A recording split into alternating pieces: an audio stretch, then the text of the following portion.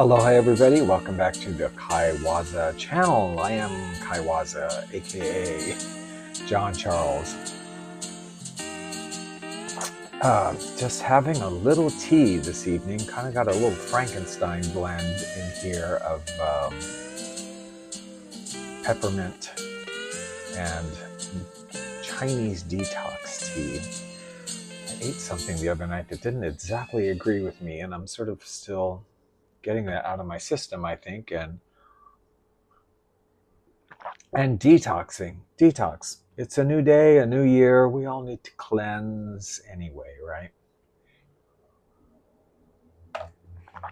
So today, it's a Hawaiian record video. I haven't done one in a while, and I previously did videos on my favorite male vocalists, my favorite female vocalists, and today we are going to do my favorite vocal groups in the Hawaiian music category on vinyl records. So we're talking about vinyl records, not CDs and downloads and stuff. We're talking from like the 1940s to about somewhere in the 80s, the era of the vinyl record.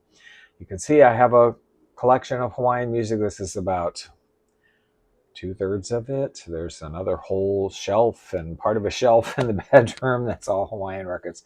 I have about 2,600. I also have a Hawaiian radio station where you can listen to selections from these records 24 hours, 7 days a week. It's called Hawaiian Hi-Fi Radio, and that will be linked down below in the description box. Free to listen to. You can listen to anytime, 24 hours a day, 7 days a week. And it's everything. It's not a specific, like, authentic Hawaiian music, whatever. Like, I collect it all. The authentic, the Hollywood, orchestra, Polynesian soundtracks, the Hawaiian music that was recorded in Europe, because there was a lot recorded in Europe, in Japan, and other places. General steel guitar music, bikini bottom music, I call it, SpongeBob SquarePants kind. I love that stuff. So it's everything. It's everything. And the radio station plays all of it. So I'm going to present my 5 favorite vocal groups from 5 to 1. And please keep in mind, this is just my opinion. This is just what I think, what I liked, what I didn't care for, whatever. Just one person's opinion doesn't mean anything. It doesn't mean you might have a completely different opinion. It doesn't mean that an authority on Hawaiian language will cringe at my choices or whatever. Like, I understand all that, but it's just my perspective, my personal opinion, my 5 favorite group vocals. So let's just get started with the group at number 5. A group that had some very subtle and gradual name changes, but through the years. They didn't... Oh, and I should say, in order to be considered, like I said, it has to be vinyl era, not from CDs and downloads and stuff, so it's not current at all. And they have to have a body of work. They can't just have had like one record. There are a lot of great vocal groups that did one record, and I totally enjoyed them, but like, we're talking about to me, the 5 best. So they have to have a body of work, at least like 2 or 3 records to judge by, or to, have an opinion from, not just one recording. So anyway, these all have multiple recordings. Group at number 5, The Invitations. So these guys, local Hawaii guys, definitely. But they got a national recording contract with Liberty Records, and they churned out a couple of really amazing records to me. Wow, this is kind of the area we're looking at, like, the 60s here, I think. Maybe late 50s, but into the 60s. So we're looking at that era when vocal groups were very popular, like the 4 Freshmen and, those 4 groups. There's so many. 4 Preps, the 4 Freshmen, the 4 whatever. These kind of groups are very popular, these vocal groups. And they definitely fall in that category. Even styling, I would say they kind of fall into that style. But they did Hawaiian songs, Hawaiian music, hapa haole music, um, with such tight harmonies, such tight arrangements, very loungy, very jazzy, very assertive, kind of in your face, pow, pow, pow. It's 1963, dun, dun, dun, kind of like arrangements. Um, there was a time when I didn't, earlier in my life, when I didn't like that kind of music, that kind of Hawaiian music. I thought like, oh, it's not Hawaiian music, it's just supposed to be soft and pretty and all of that. But something clicked along the way, and I decided I really liked these guys. There was a guy when I used to work at KCCN Radio in the 80s who used one of their songs, Nani Waimea, as his theme song every day, every afternoon. He would come on and play that song up until we had a consultant. They had a consultant come in and working with programming and whatever, and he had made the declaration or the decision that there should be no more theme songs on anybody's show that they're playing every single day. It just, that should go. So that was the end of Nani Waimea being played all the time, at least for 2 or 3 weeks. I don't know, but so many songs these guys did that I really love. Hawaii Calls is legendary. Their version of it. Pretty Red Hibiscus, Susiana A. They did an album with Billy May. Now, Billy May was a nationally recognized, easy listening jazzy orchestra. They did an album with his orchestra during the backup. Hilo Hattie, Cha Cha Cha. It's great stuff. They did a little reissuing of some of their stuff too, like this on the Sunset with the Liberties label. And then they recorded an album locally as well. Buddy Foe was the leader of the group. This one was billed as Buddy Foe and his group. It's Buddy Foe and the Invitations. In fact, was released on Makaha as Buddy Foe on Lehua Records. I don't remember how that unfolded. One of them bought the other label. They bought all of their catalog and everything. And so when they redid them, it's The Invitations with the same cover. Everything is the same, but it's on Lehua. But on Makaha, it's Buddy Foe and his group. I don't know if they couldn't legally use the name The Invitations outside of Liberty Records. I don't know what the story was there, but this is a very popular record. Also, Malia Maitita, Puka Puka Pants. They just had a lot of hits, man. They used to get a lot of airplay back in the day on KCCN AM, the radio station, Hawaiian radio station here. I love them. For me, they are number 5. We gathered flowers to string some lace beneath the palm trees, Susiana.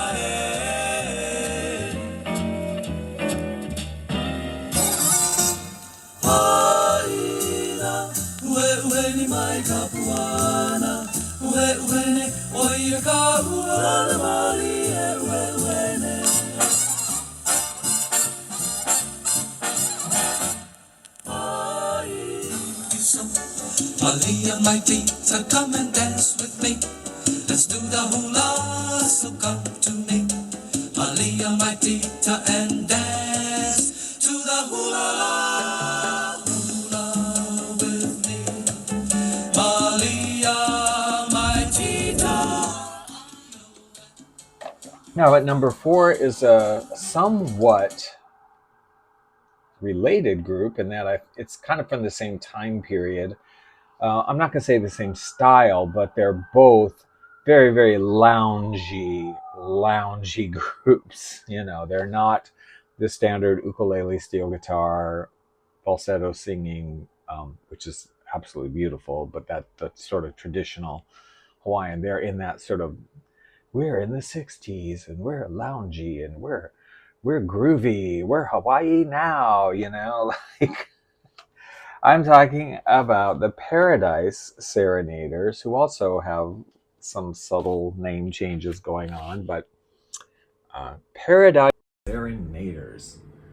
Not a picture of them, but there they are, and they're groovy, aloha wear. These guys, again, they did all Hawaiian music, all Hawaiian songs, but wow, the arrangements are just killer. The harmonies are killer. To me, it's like, and I mean this in a really positive way, you know, it's like you're going to a Holiday Inn lounge somewhere at the airport or at a little resort area or whatever, and you hear this like really good lounge group. You're like, whoa, these guys are amazing. Like, but it's that whole 1960s aesthetic going on. They had a couple different leaders, so there was like a little bit of change of membership or whatever. But Billy Gonzalez and his Paradise Serenaders, you know, essentially same group. Um, they went with Rodney Arias and the new Paradise Serenaders, but you know, many of the same members. And we'll speak of it. Well, here they are at the Holiday Inn, right? Totes. Uh, God, great songs on these. I mean, just really. Kekaupu, their rendition of Kekaupu, love it. They have Blue Hawaii, Makaha, Moana Lua, the Ipo Hula, Huipo Ona Ona. That's really nice. They're wonderful, wonderful, wonderful. Love them. And they actually did a later album into this. This was in the 70s, right? I believe they put this one out. Um, Rodney Arias and the Paradise Serenaders. Very nice also. Definitely more 70s style, but very nice too. So that's number 4. The Paradise Serenaders. I don't know how often you're going to come across these records if you're on the continent or somewhere out of. But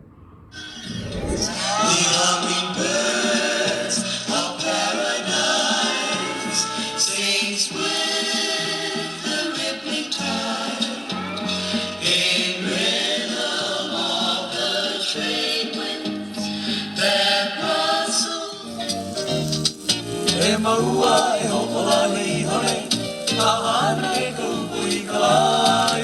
Ila ke aloha haani po, haani po I ka pole humeana.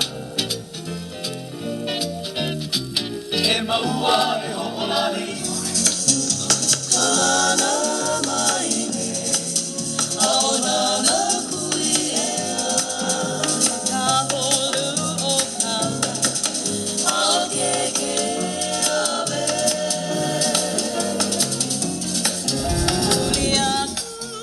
now, number 2. Okay, I'm willing to admit that some people may consider this choice controversial. But if you know me, it won't surprise you that I would put at number 2 the group that actually recorded out of California. They didn't record in Hawaii. They are Hawaiians, but they were working and recording in California, and they recorded in the 50s and 60s exclusively with a budget label called Crown. I am talking about the Polynesians. Sort of a generic name too, right? But here you can actually see some of the members of the Polynesians here. But yeah, they recorded it exclusively on Crown Records. So Crown Records was a budget label that was not sold in regular record stores. It would have been sold in Woolworths, like Five and Dimes, at drugstores, not in traditional record stores. So it didn't get the kind of sales or the kind of exposure that had it been a regular or airplay, right?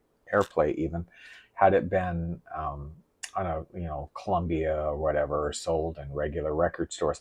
I don't know if the Polynesians, to be honest, I mean, I wasn't alive at the time, or I was a child. I didn't know if the Polynesians actually got any airplay on radio stations anywhere. And the sad thing is, they are unknown in Hawaii even today. Nobody, when you talk about old Hawaiian groups or people collecting old Hawaiian records, you mentioned the Polynesians, and people just, they don't know what you're talking about. They don't know who you're talking about, because I guess these records never really sold here. They were, like I said, just in Woolworths or whatever. So people didn't really get an exposure to them, and they were not played on Hawaiian radio stations because the records were not distributed to those. Promo copies were not distributed to radio stations, so they never played it. I think the first time they ever played the Polynesians was when I was working there, and I was the program director for a while, and I started introducing some of their music in, and it got really positive response from some of the other DJs, from Brother Israel Kamaka Viva Ole, when he was a guest DJ one time, said, "Oh, I've been listening to this version of Yellow Ginger Lay by some group called the Polynesians that I think is really, really wonderful." And he was like, "Do you know them, or do you know who was in them?" And whatever. So I was really glad to be able to do that. My grandfather had Polynesians records. That's how I first heard them. So yeah, they did, and they did a lot of records on Crown. They have more than a dozen records out there. If you're on the continent, on the mainland, you will find Polynesians records at various sales record stores. This is a box set of theirs, stuff that was all previous released, but I love that cover. What they suffer from, though, I will say, the reason I wouldn't put them higher than 3 is just because they were recording for the budget label. Sometimes the production of the records could have been better. And sometimes I think they suffered from lack of maybe rehearsal time enough, because on some of the songs there's a mistake here or there that it's kind of like you're aware of it. And had they been at Columbia or whoever, Liberty, that wouldn't have happened. Like, they would have redone everything and whatever. So I discovered paradise beside the sea. Sweet thoughts of love were in her eyes, so tenderly. Roselani, heart of love, how my lips long to say, all my heart is thinking of. Roselani, come to me, make your home. You're as lovely as can be, my yellow ginger lady. My heart is yearning for you, my that's what they suffer from. They did also record this album with Richard Caughey, who is very well known in Hawaii, although this particular record is not, which is a beautiful album also. If you're looking for them or you're not finding them, I want to point out this album, which you do see from time to time places, Hukilau Hula's Volume 2, not Volume 1, Volume 2, because it is composed of many of the same members of the Polynesians, and it sounds like a Polynesians record. It sounds the same, but with better production, actually. Also, there's this record, this is kind of a rare one, Hawaiian Interlude by the Island Airs. This essentially also kind of sounds so much like the Polynesians. It is the Polynesians. Really, the presence of Bernie Ka'ai Lewis here, he was a member of the Polynesians, and his voice is very recognizable, and I think he was very influential in creating the sound. So this sounds like the Polynesians, and these guys used to perform at some of the many tiki restaurants and establishments that were in California during the 50s and 60s. These guys performed. I don't know whether the Polynesians actually performed anywhere. It's just there's so little history about them out there to find out, and I wish I could find out more. But I really love the Polynesians. Like I said, my grandfather had their records, and I started to collect more, and I have everything they've done. I think it's more than a dozen records, and I love their stuff. They did a couple instrumental albums too that were really nice steel guitar records. Yeah. Aloha and Yorana. When you tune in to the online internet radio station, Hawaiian Hi-Fi Radio on Live365.com, you'll hear an amazing assortment of native Hawaiian artists of the years past. But that's not all. You'll also hear the recordings of Hollywood orchestras playing Polynesian soundtracks and sound tone poems. You'll hear steel guitarists and groups from around the world that have recorded Hawaiian and island-inspired albums. All vinyl records from decades past. The Hawaii of yesteryear lives on Hawaiian Hi-Fi on Live365.com. Won't you join me there? Just click on the link below, and it will take you directly to Hawaiian Hi-Fi. Okay, now we're up to number 2. I think deciding, well, I was going to say deciding between number 2 and number 1 was really hard, but not really. I guess not really. The group at number 2 is a group that started in 1976. Yeah, 1976. And they did continue to record into the modern era, into the CD era, into the 80s. Into the 90s, they did continue to record. So, but, they started in the 70s, and all of their earlier albums are all on vinyl, not on CD. And I am talking about the Makaha Sons of Niihau. Kind of an odd name, right? The group members are all originally met in the Makaha area of Oahu and befriended one another there and used to, have jam sessions and all of that. I guess there was already a group, I understand, called the Makaha Sons, so I don't know who they were, but apparently there was already a group called Makaha Sons, so they couldn't just call themselves that, so they added of Niihau. Niihau is an island in the chain that is privately owned. You can't just go there. The people that live there speak Hawaiian as their first language. And a couple of the group members' families were originally from Niihau. So that's how they came up with the name Makaha Sons of Niihau. Like I said, they started jamming, and then they actually started playing around 75 at some local, bars, whatever. They got picked up by Pokey Records and the producer Bill Murata very quickly. I think he recognized, like, oh, these guys are good. Okay. Now, to me, this is really Hawaiian music. I mean, it's very Hawaiian. It's not like the earlier groups. This is kind of grassroots Hawaiian music. There's beautiful harmonies here. They did about a dozen records, vinyl records. They did about a dozen records. They went into the CD era. This is probably my favorite record by them, Keala. They did use steel guitar sometimes, which I love, and sometimes they did not. The membership did change a little bit a few times, but the sound of the group was very consistent from record to record. They did a couple of songs that were really famous, Waimanalo Blues and Hawaii 78, which talks about the king and queen of ancient times coming back and seeing Hawaii as it is now and being very sad. Done in 1978. That one got a lot of airplay.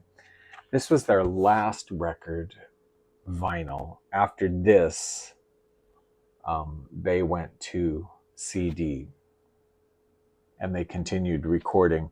They did have some change in membership. Some of you probably know the name Brother is Israel Kamakaviva Ole. He was one of the original members of the group. He did leave the group eventually. There are different stories about why that happened, from health reasons and not being able to perform very much with them, from wanting to be paid more than the other members, and who knows, right? Unless you were there, I don't know. But anyway, he actually passed away. He had a lot of health problems, and he did actually pass away. So, but the Makaha sons of Niihau then continued, but they did drop the of Niihau after his passing, and when they not after his passing, but when they went to CD era, they just started calling themselves Makaha sons. So if you find any of the CDs, they're wonderful. The albums are absolutely wonderful too. I just love them. Again, it is more grassroots, although as time goes by, they get a little bit more intricate, a little bit more, I want to say, professional sounding. I don't know. They were always great, but there's more grassroots. And the later you go, the more polished they sound. Maybe that's the word I'm looking for. Like this album, very polished, beautiful songs on here. Love them. Love every record they did, basically.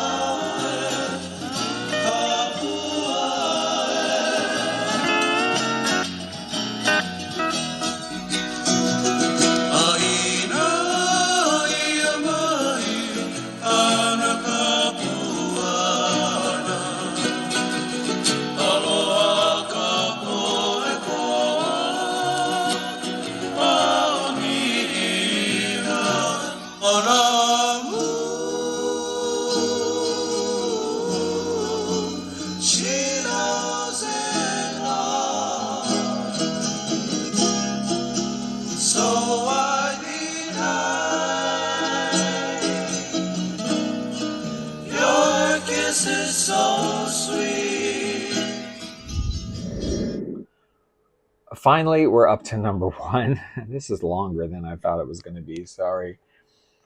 I always think I'm going to do like a 10-minute, 15-minute video tops, and it's like half an hour. Number one group for me. If you know Hawaiian music at all, you've heard of these guys.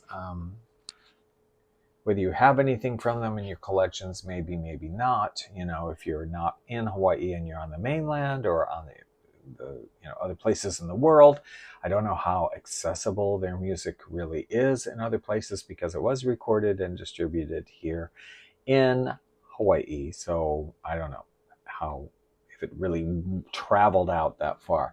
I am talking about the brothers Cazimero. It's two brothers, who were originally part of a group called the Sunday Manoa in the 1970s, mid-70s, with Peter Moon and then some other people. That they did a couple of 2 or 3 albums, Sunday Manoa, which were very influential in the 70s, and they kind of helped to kickstart the Hawaiian Renaissance here. Very influential. But then they all kind of parted ways. Peter Moon formed his own band. Kind of killed me not to put Peter Moon Band in the top 5, I have to tell you, but I was like, I really like them too. I'm going to say they're number 6, probably. So anyway, and then the Cazimeros went their own way. 2 brothers. They really developed their own style, and something that is very unique about them.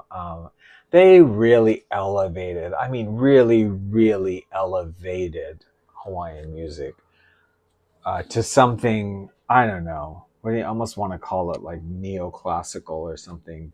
They just took it to a whole different level. Incredible voices, absolutely incredible voices. That's them. So classy, so elegant. They would use a choir, sometimes a men's choir, or choir that it's their halau, actually, I guess, their hula group, but that would just it's like in a cathedral or something. It's just really incredible. They did for many, many years. How many years? It was a lot of years, like almost 30 years. Yeah, they did Lay Day shows at the Waikiki Shell on Lay Day, and they would do a concert.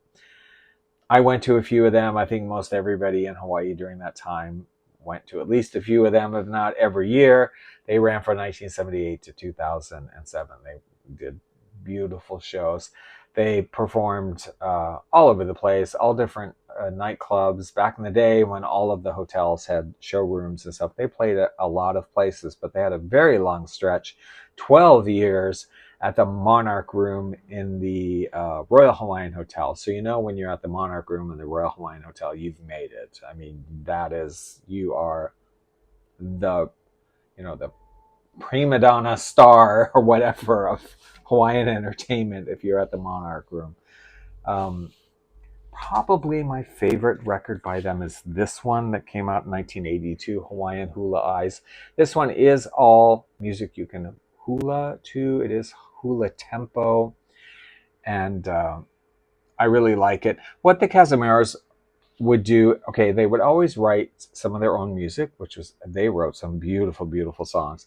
And then they would almost always, they'd do some old, very old traditional songs in their own style. And then they would cover recent popular Hawaiian songs that an artist had done within the past couple of years that was extremely popular. They would cover it, but they wouldn't just cover it. They would do it in their own very unique, very formal, very elevated style. And it's just great what they did with some of those, because those songs were great. I mean, they were wonderful as they were. Don't get me wrong. Absolutely wonderful. But I really respect and I love when people are going to cover a hit of somebody else, that they do something really different with it and really make it uniquely theirs. And they absolutely did that. Like on every album, there are some songs that's by someone else that was famous over, in recent times. And they really did like their own version of it.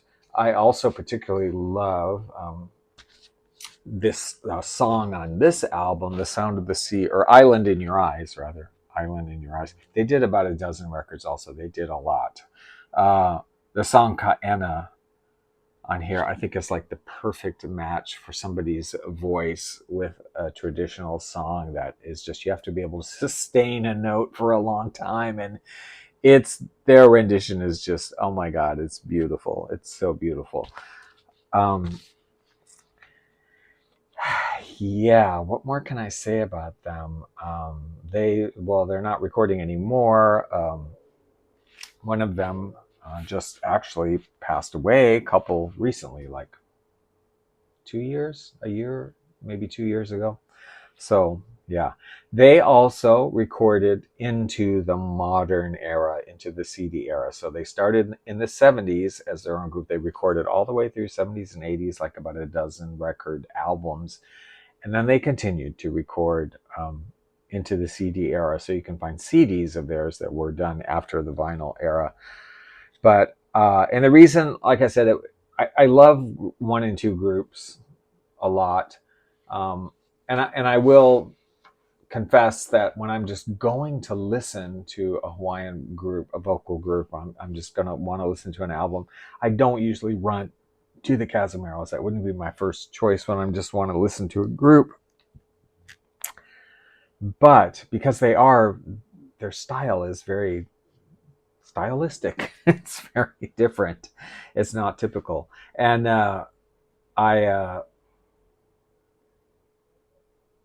but I love what they did. Like I respect so much that they elevated this music to a completely different level.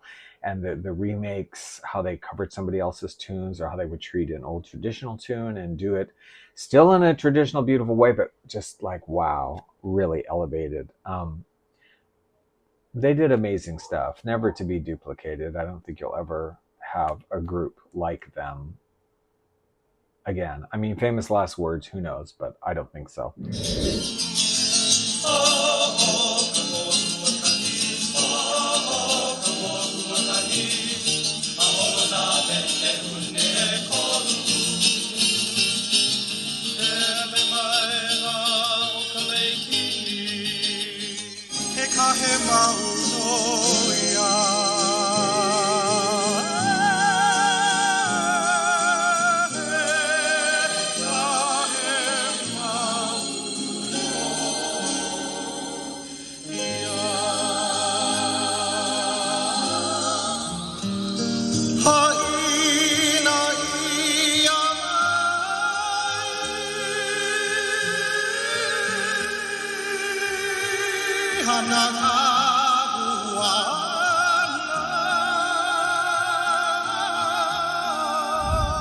Anyway, that's my number one group. So those are my top 5 Hawaiian vocal groups.